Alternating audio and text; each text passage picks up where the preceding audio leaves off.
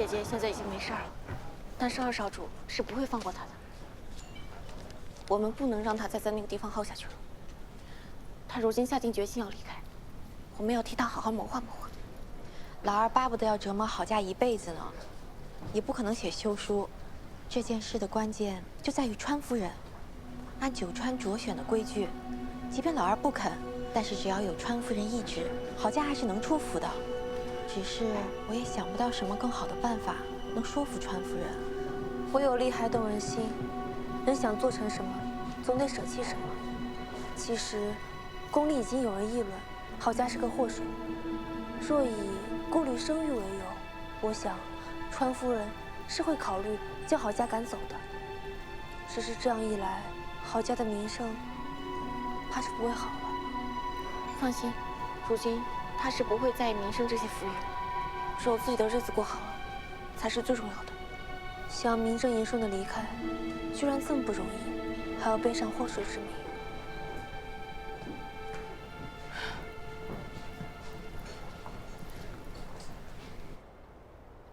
方才在朝上有那么多人弹劾，姑都没罚你，你倒还敢在这里跟姑提及此事？儿子斗胆，恳请父亲让郝氏出府。如果郝氏还在二哥府上，他会死的。父亲也不希望外人说是二哥逼死了郝氏吧？闭嘴！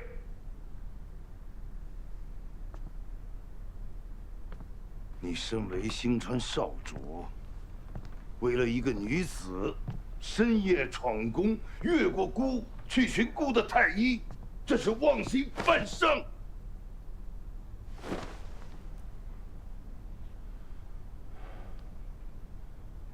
此等祸水，绝不能留了。父亲，郝氏他什么都没做错呀，他不过就是拼命帮二哥生了个孩子，二哥却苛待于他。父亲，儿子与他清清白白，日月可证，请父亲明鉴。看来你是不仅不知错，反倒觉得自己故用义气。姑要不要在朝上当着外臣的面嘉奖你？儿子确实有错，但是父亲，人命关天啊！就算是再来一次，就算是换了旁人，儿子还是会这么做的。父亲要如何责罚儿子，儿子都认，但请不要连累他人。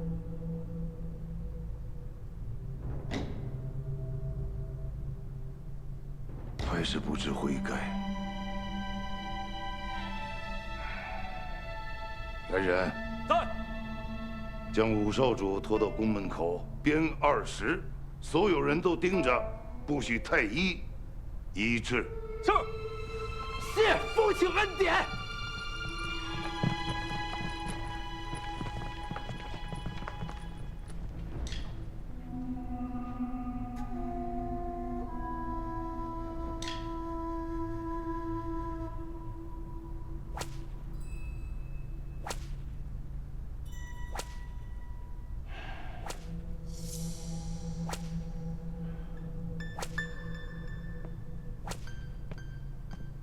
主上，武少主是铁了心不认错了，从来都是打一下就哭着喊着要找纯夫人来，这一次倒是一声都不吭。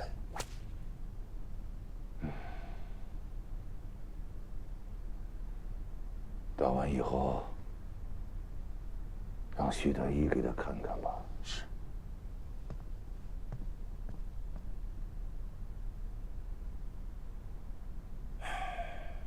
不争气的东西！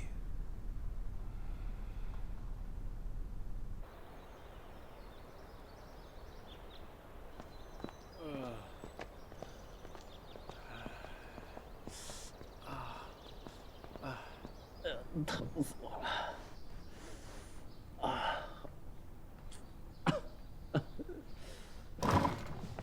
尹奇，怎么样了？来了，还疼不疼了？没事，这小伤一点都没事。哎呀，还说不疼呢？可这么狠？你别担心啊，没有那么疼。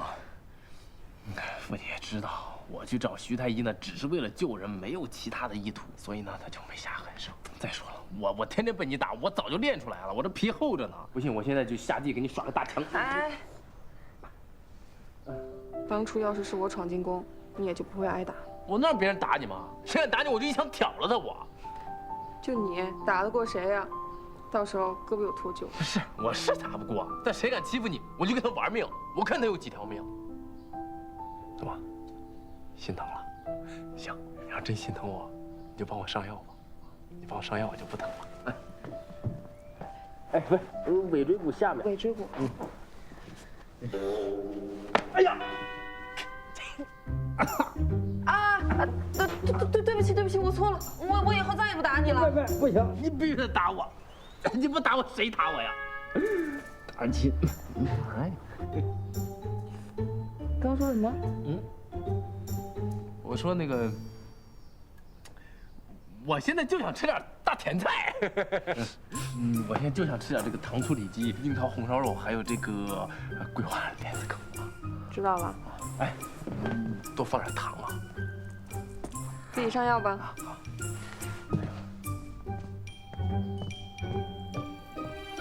哎，手重啊！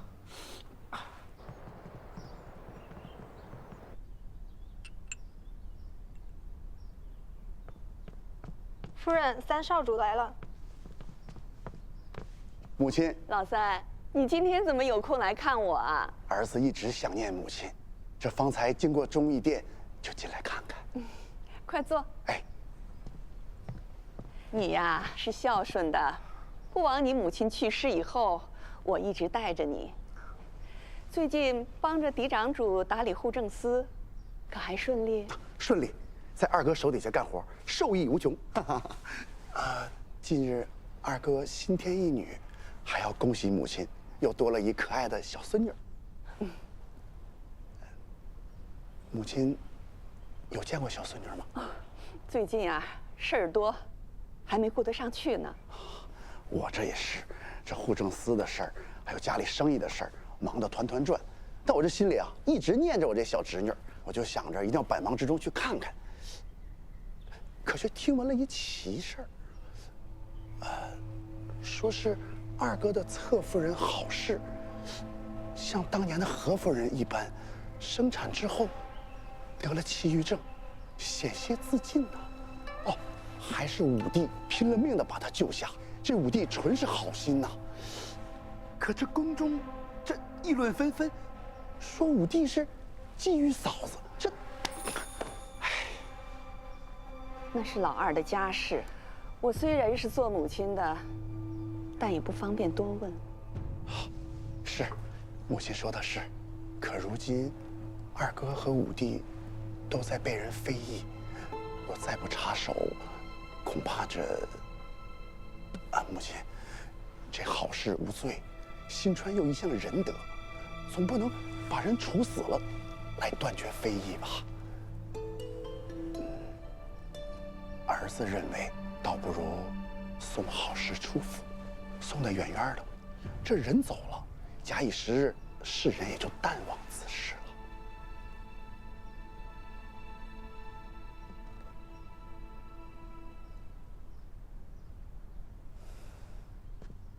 夫人，三少主，这是何夫人差人送过来的。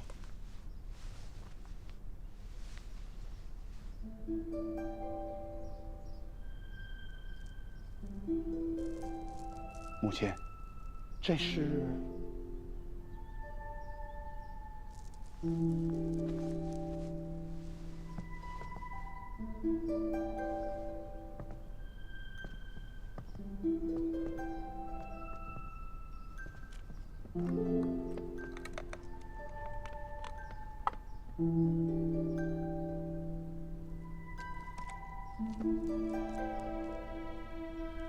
这簪子是他初入宫时我赏给他的。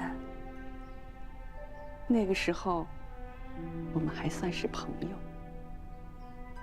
后来，他得到主上恩宠，又生了儿子，自此就生分。都是过去的事儿了。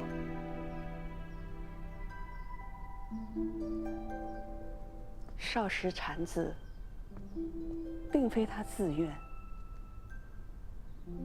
没过多久，他就得了气郁，像中了邪一样，性情大变，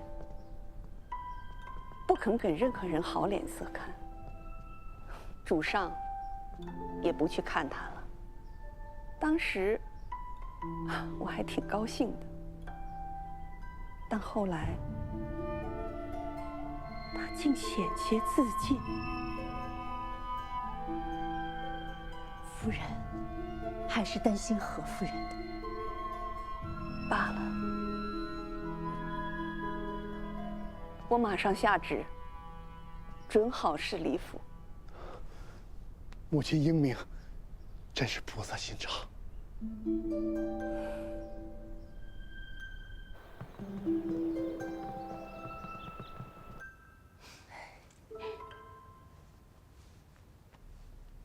多亏了三少主给川夫人吹耳旁风，眼下旨已经下来了，准许你离开二少主府。只是宫中尚有非议，编排是你让二少主和五少主兄弟感情失和，得需些时日才能让众人忘记。那这是连累了五少主啊！上官怎么说？上官说了，五少主他不在意，只是你的名声。我的名声是身外之物，别人说祸水，众人避之，但眼下对于我来说，也未必是坏事。你当真是变了？只不过把以前想的事情都说出来了。以前我选错了路，本无可追。没想到死了一次之后，我清醒过来了。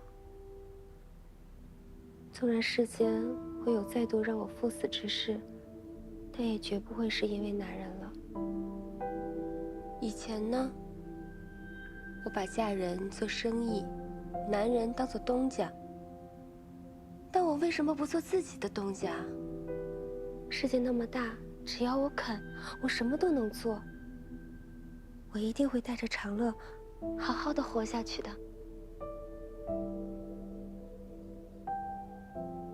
小薇，只是我不知道怎么谢你们。不用谢我们，要谢就谢你自己。谢谢你愿意重新选择。眼下只有一个问题了，就是我出去，怎么带着长乐一起出去啊？这个你放心，我们早就有计划了。走，我跪，跪啊！跪下！儿子跪天跪地不会烦人。我写。我掐指一算，三少主和夫人是为了二少主府上的事儿叫我来的吧？怎么，觉得我老婆子在骗人？可二少主侧夫人的孩子，她确实是个女儿啊！神婆消息灵通啊！可你要真是算得这么准，喜宴怎么会是在新川边境找到你的？你莫不是怕万一生的是个儿子，你断男女失了准，从此没有路走了吗？哎呀，我的三少主啊，我只不过是回家看看子女，有什么不得了的呀？啊？是，就怕神婆想孩子，我们帮你把一家子都接到新川来了。看看这个，你儿子给你写的。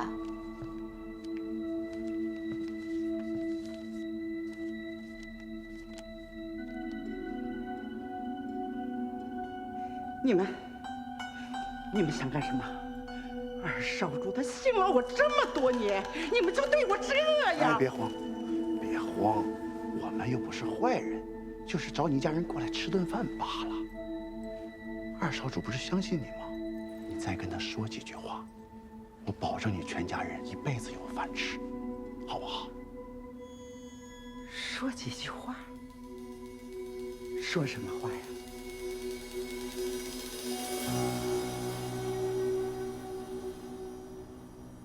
这老六都查清楚了，这张神婆一家没有一个好东西，老的骗，小的欺男霸女，在乡间横行霸道。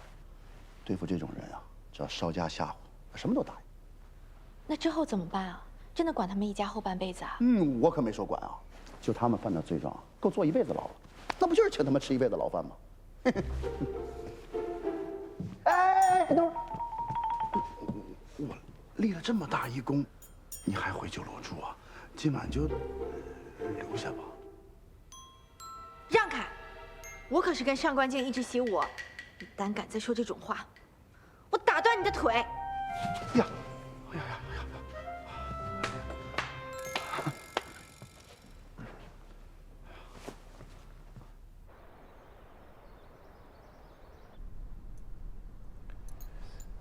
你说的可是真的？千真万确，张神婆亲口说的。算了八字，又亲眼看了孩子，说这孩子确实不小，继续养在府里，容易让对少主最重要的那位与您离心。罢了，反正打一开始我也不想要这个孩子。看到他，就会想到他娘那个疯样子，也没什么用，就不留了。是。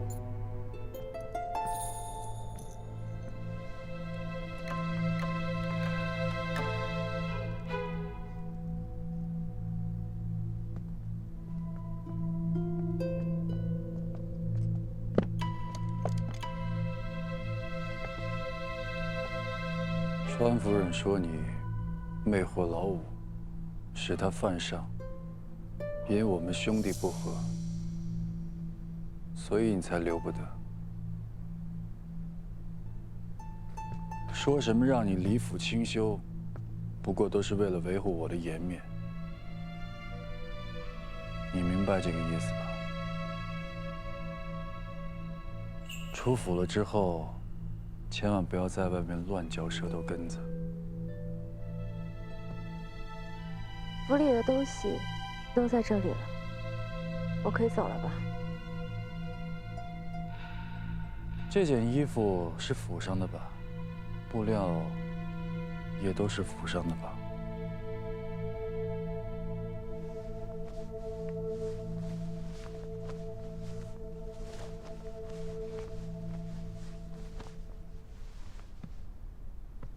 不慎穿了少主所赠衣物，还请少主暂且允许我把这身水衣穿出去。不行，这件也脱下来。少主，脱下来。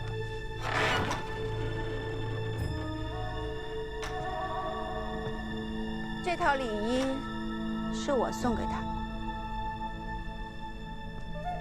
郝家，你可以走了。多谢夫人。我看谁敢！我说让他走，你们都先出去吧，我有话私下和嫡长主谈。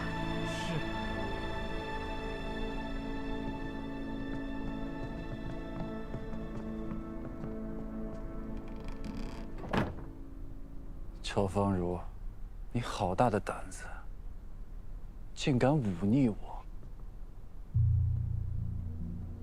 少主，我爹在代川长着20几座矿呢，偶尔忤逆一下丈夫，别人也会劝丈夫体谅的，不是吗？你一直不希望我能够怀上嫡长子，所以只能偷偷的在我的茶里面去放药。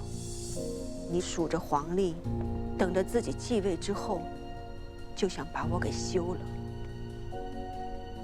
如今你我已经是名牌了，不如就这样相安无事的过下去吧。毕竟你也不能炸了我家的矿吧。所以还请少主和我一样，一日一日忍耐下去。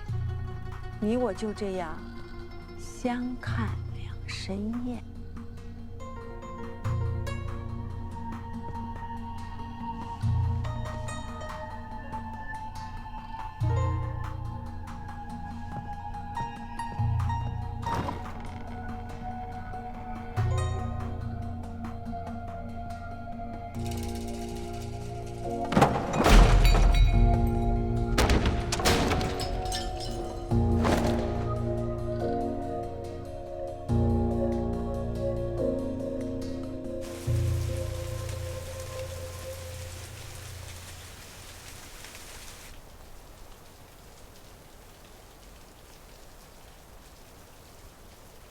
我跟夫人说了，让你去她房里，夫人会护着你的，少主也不会把你怎么样。侧夫人，明明也想跟您一起走，可小人的神器在内务厅里。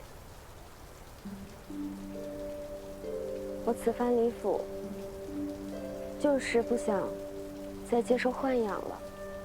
我想像你一样，用自己的双手去谋生。现在我带着你，朝不保夕的，反而对你不好。而且，我希望你今后好好想一想自己的路该怎么走，知道吗？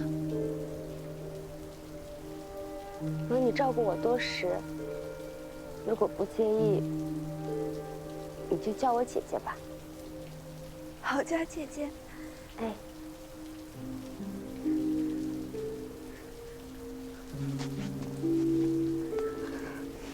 姑娘既已让我叫你姐姐，便是平等待我。那日明，定不能让姐姐赤足离开。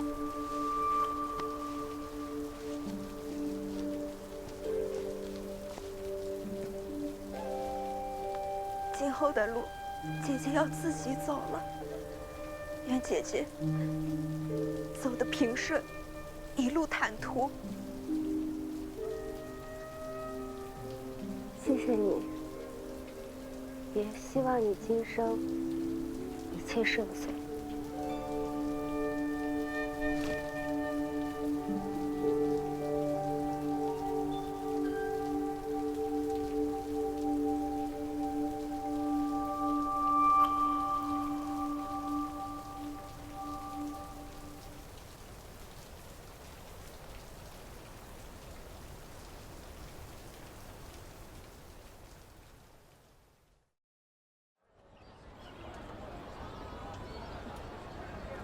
菜来啦！来，好家，你总算是出来了，你可得多吃点。这也太丰盛了。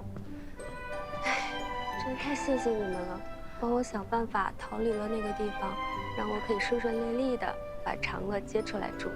好家姐姐，大家都是这么要好的朋友吗？就不要总这么客气。来，好家，欢迎你。谢谢，恭喜你脱离苦海，祝你以后海阔凭什么来着？海阔凭鱼跃，天高任鸟飞。吃菜吧。吃大声。倒着。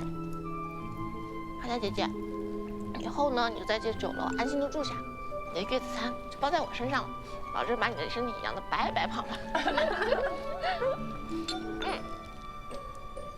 哎，干脆我们酒楼就推出一个月子餐如何？好呀，我们可以开一个孕妇和孩子可以置办东西的铺子，不光有孩子用的，还有孕妇和生产后的妇人坐月子用的。就借着月子餐和铺子，向大家普及孕妇的必要知识，让大家重视起来产后期育的问题。关注孩子的同时，也能关注孕妇的情绪，这样才能母子平安、健健康康的。我同意。好，我也同意。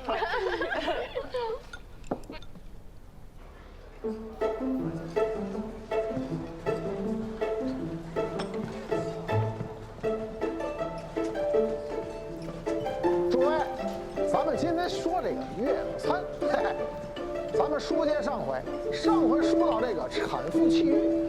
其实呢，这个妇人产后气郁啊，是一种非常寻常的疾病，并不可怕。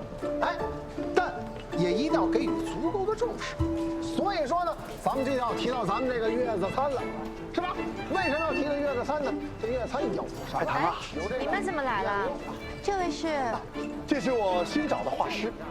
哦。哎，嫂嫂，三哥请画师是为了画一些图册，说明妇人生产的不易，然后啊，配合说书先生讲述的内容发给大家的。真的？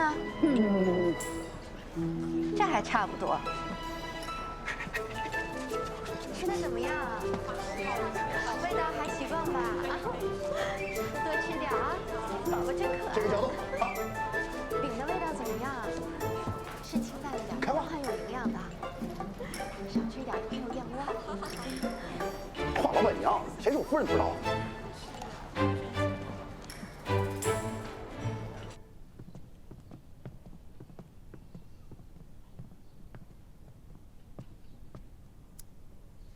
夫人找我。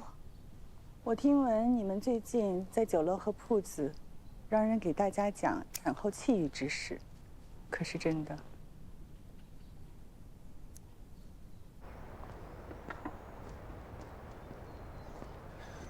少主，少主，哎呀，您可回来了！一大早啊，侧夫人就被贺夫人召见进宫去了。有说什么事吗？没有啊。夫人恕罪。我们这么做，是因为经历了郝家姐姐的事情之后，才明白女子生产是多么不容易。若不能让人知道产后气郁之严重，不知道有多少女子会像郝家姐姐那样，痛苦无人问津，只能以死作chết。同为女子，我也想为旁人做些事。但凡有一人因为这件事情受到了优待，那便不枉。我也没有怪你们，只是事关新川宫颜面，现在已经有人知道郝家的事了。若是闹得人尽皆知，传到主上耳朵，免不了要降罪的。是我们疏忽了。罢了，眼下呢，主上未有所闻，我呢也全当不知。但今后你们需要谨慎，真闹大了，怕是我也帮不了你的。多谢夫人。来帮我浇点水吧。是。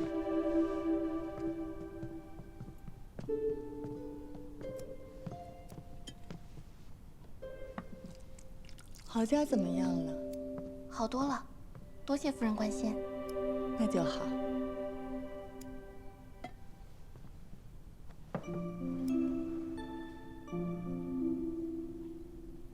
当时因为郝家姐姐的事情，来宫里求见过您。您嘴上虽然不答应，但也帮我们向川主求了情。此事还没好好谢谢您。我也不全是为了帮你，误伤其类罢了。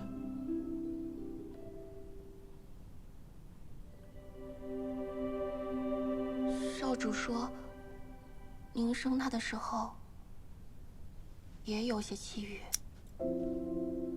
不想见人，就连少主也。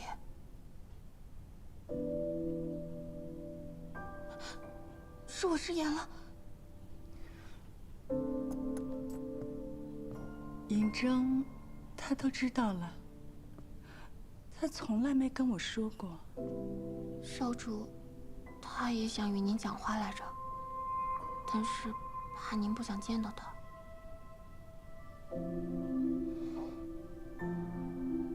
是我很对不住他。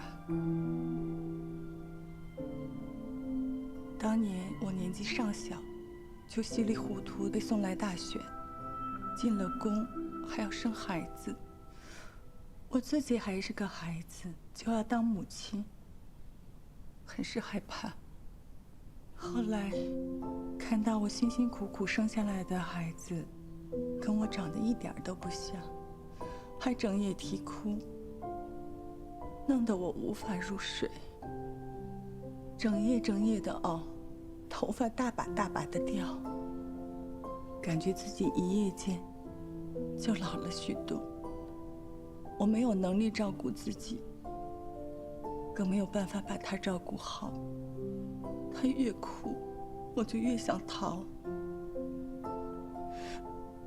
到最后就变得不敢见到他。久而久之，变成了亏欠他。见了郝家姐姐憔悴的样子，我大概能明白您当时有多么的煎熬。女子要当母亲，为了孩子是要舍弃一半自己的，这不是一件易事。或许应该放过自己了。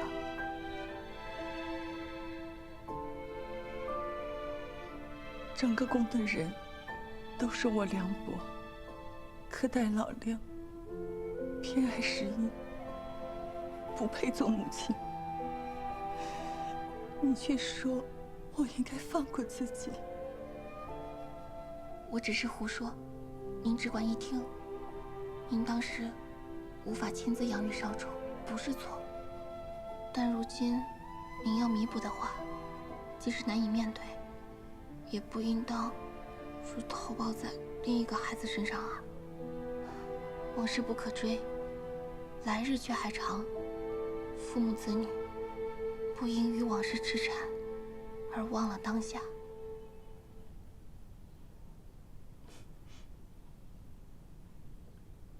母亲，你怎么来了？来了，就坐会儿吧。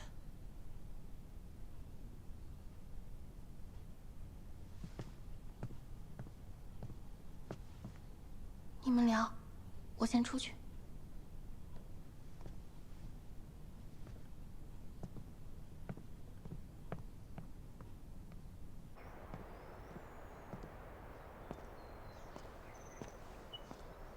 侧夫人同何夫人讲完啦，那我们先回去吗？他同夫人讲完，肯定想与人说说话。我们等等他。小人觉得，少主为侧夫人做了许多，但其实一直都是侧夫人陪着少主的。他这个人呢，看着什么都理解，什么都不在乎，但其实是把事儿都藏心里了。有时候解决问题得快刀斩乱麻，想太多只会消耗自己。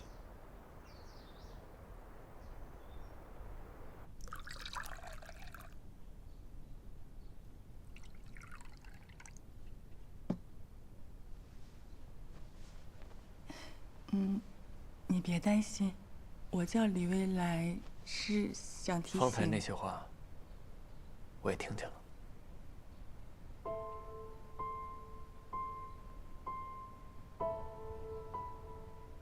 外人都说我不是一个好母亲，你一定也怨恨我吧？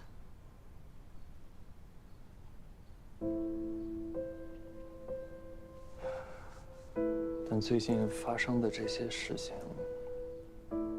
让我能理解您当时的情况。我听闻我母亲当年险些自缢，也是因为我。不是因为你，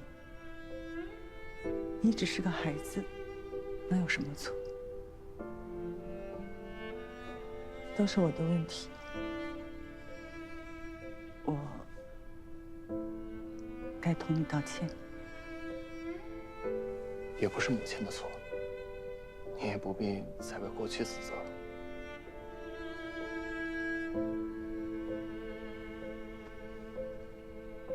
如今你长大了，我知道你是有抱负的。先前跟你说，不愿让你承担风险，带累小十一，都是违心的。其实，自从生了小十一，我才明白怎么做母亲。把对你的愧疚都加倍放在了他的身上。我很后悔，没有能陪伴你长大。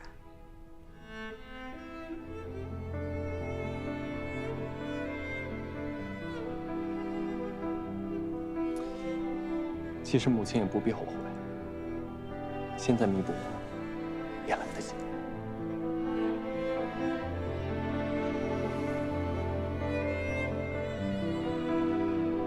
喝茶。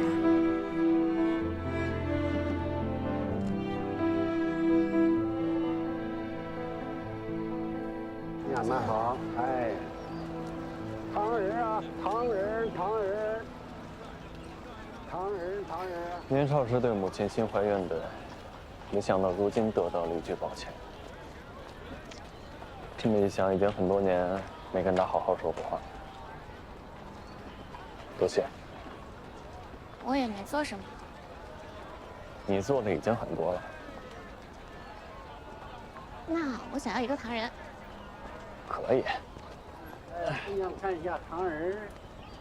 哎，谢谢。拿好。好，谢谢，谢谢。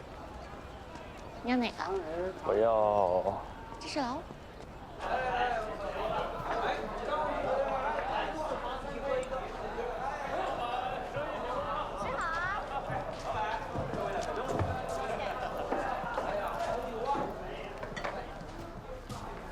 周掌柜。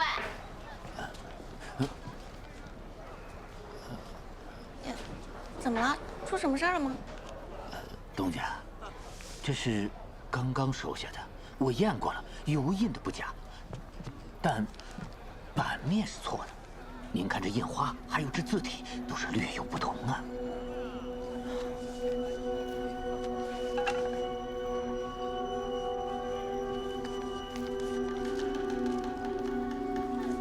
的确是假的。这是目前为止收到面额最大的了。面额最大啊？还有呢？时不时的老有，尤其近日居多。也有客人说咱们找假币给他，最后只能兑换铜钱给他们。我怕日子久了会越来越麻烦的。这箱子会有假币，没想到会这么多。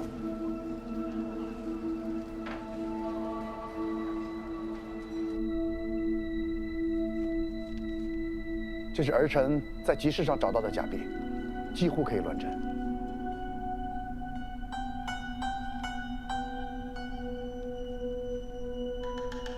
父亲，自假币出现以来，户政司一直都在彻查，只是如今市面上的假币还不算多，暂时构不成什么威胁。儿臣认为，应防微杜渐，尽快彻查。这是我们户政司的事儿。与你何干？是孤命老六，与会同意的。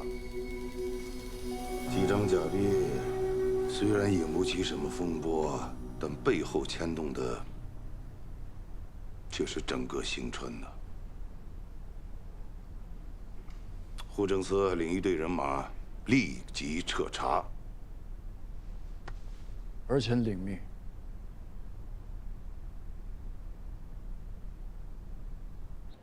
哎呀，这假币这事儿，实属不好查呀。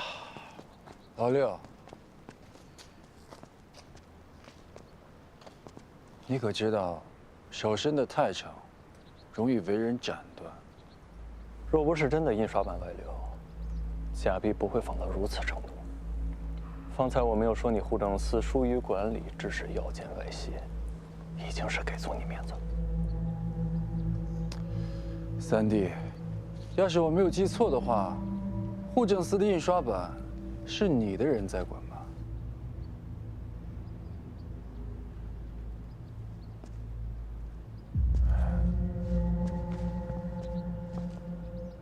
这本事为何是三哥在管？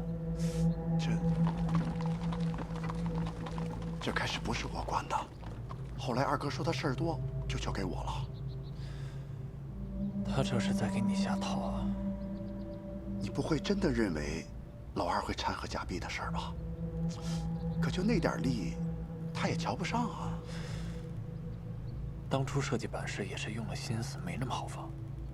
若不是拿了真版，很难做到这个程度。当务之急还是要阻止这假币在市面上流通。是。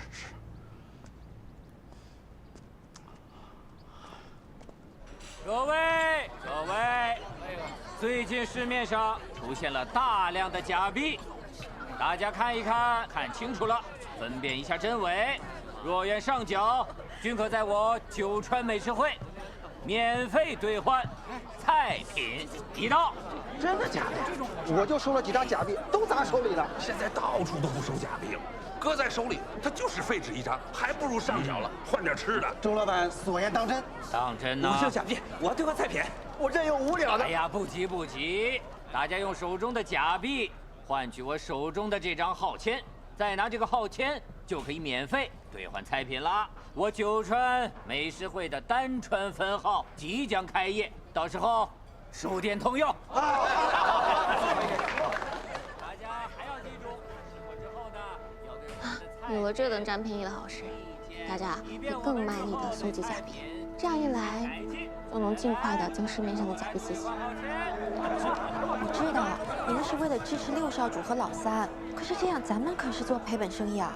无碍，等丹川的分号弄好了，我在新川的老乡就有专门的地方可以吃辣菜了，就当庆祝了。这钱我出了。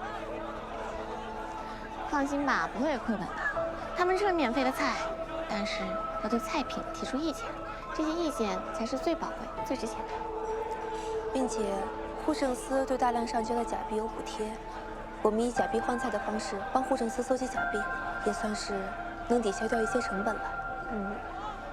原来如此，只是这上交假币的人也太多了吧？这说明假币的数量已经超过我们的想象。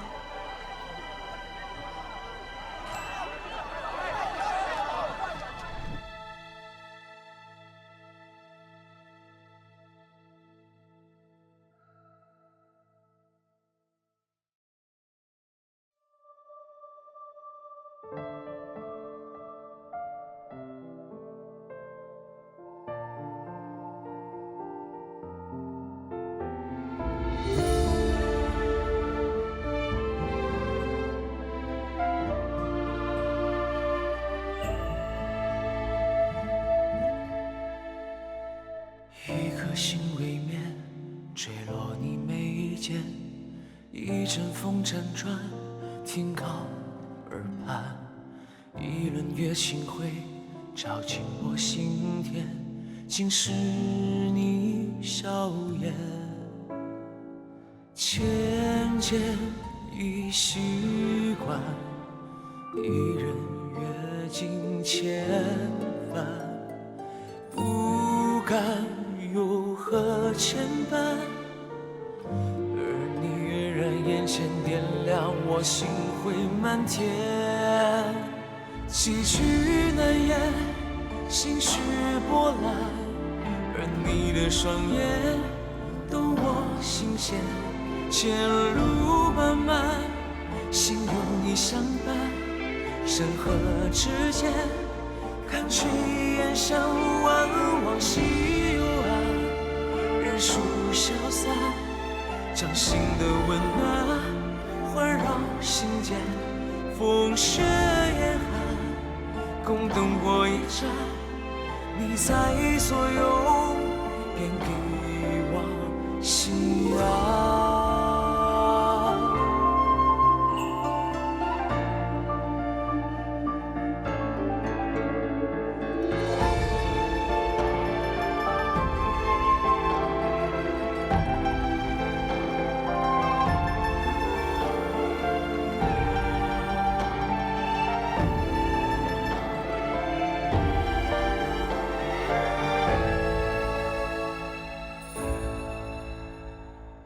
一颗心未眠，坠落你眉间，一阵风辗转，停靠耳畔，一轮月清辉，照进我心田，竟是你笑